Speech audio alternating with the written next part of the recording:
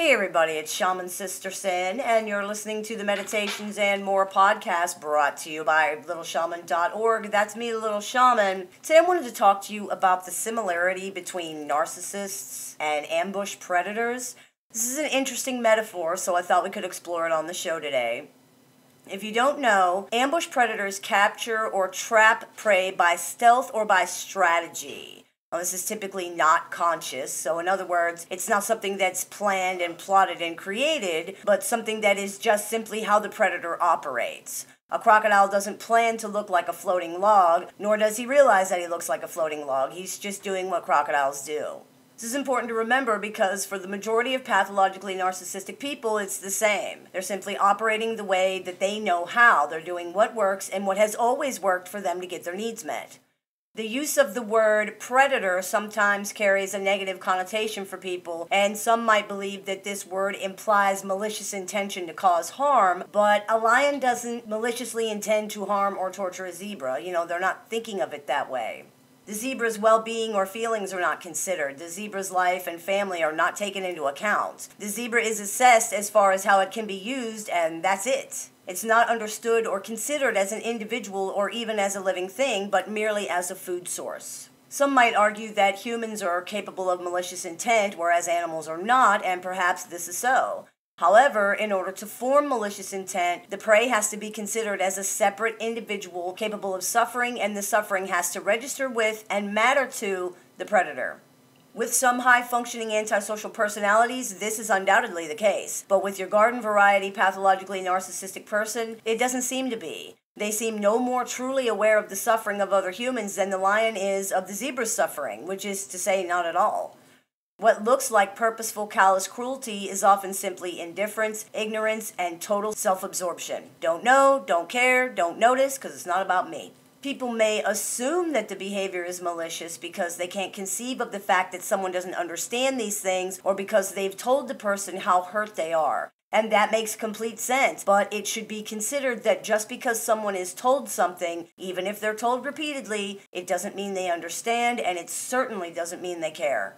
It's important to make sure then that you're not projecting your own qualities onto other people. Just because you would understand or care doesn't mean that somebody else is the same. Even if a pathologically narcissistic person is intellectually aware that someone is hurt or upset because they've been told or because they're seeing demonstrations of emotions, that doesn't mean there's any connection to anything inside them that causes this information to matter emotionally. Often there's not. This is also like the lion, who uses the zebra's expressed suffering only as evidence that it's not dead yet, and therefore she has to keep hanging on. And even after explaining all that, it's not even really the most important thing about this concept. Understanding that others are not considered as anything other than sources of fulfillment is what matters the most here. So why ambush predators? Well, rather than running food down with some kind of amazing speed or overtaking them by brute strength, as other predators might, ambush predators use camouflage, aggressive mimicry, or a trap.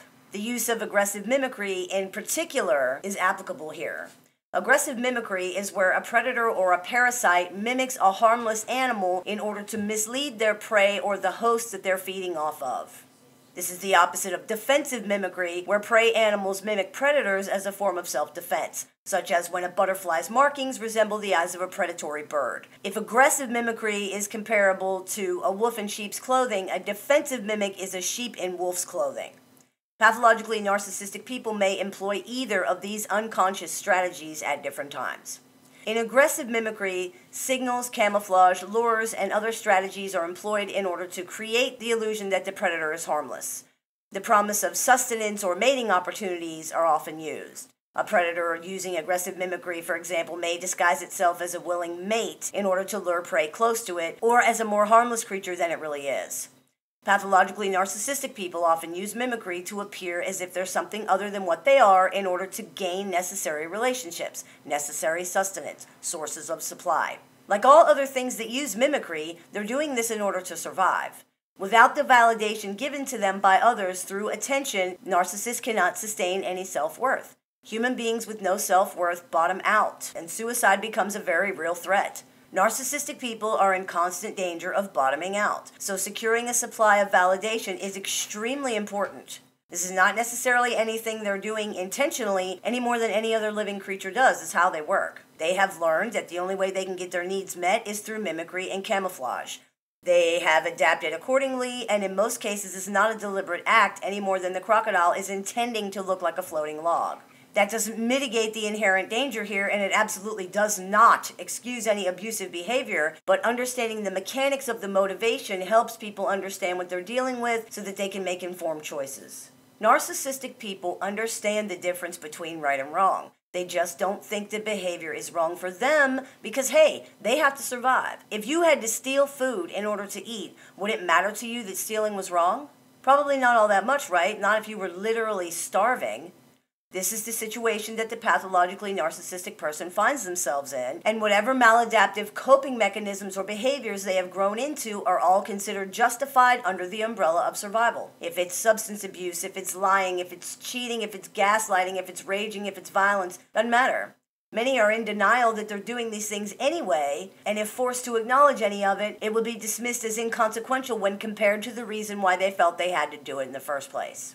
This is one of the most confusing things for people about narcissism. The behavior looks aggressive to others, but it feels defensive to the narcissist. This results in very, very different narratives about what has transpired in any situation. With the exception of some high-functioning antisocial personalities, virtually all of the behavior of pathologically narcissistic people is reactionary and defensive. The problem is that many times they're actually reacting to their own feelings and their own internal situation rather than anything other people have actually done.